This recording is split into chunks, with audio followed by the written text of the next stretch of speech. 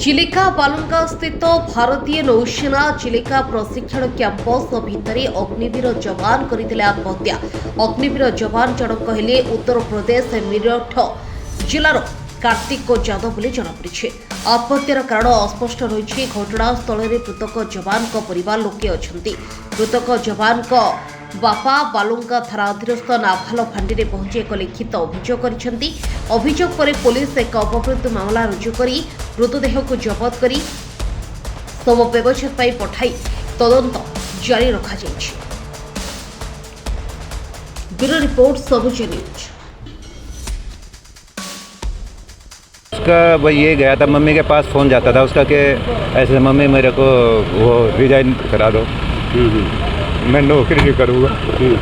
तो फिर उसने मतलब यहाँ से 2-3 दिन से लगातार फ़ोन कर रहा था वो कि ऐसे मतलब मुझे रिजाइन चाहिए। तो मम्मी ने मना कर दिया कि हम गरीब परिवार हैं, हमारे कोई जीवन यापन के लिए कुछ नहीं है, तो इसलिए फिर बाद में सुसाइड कर दिया।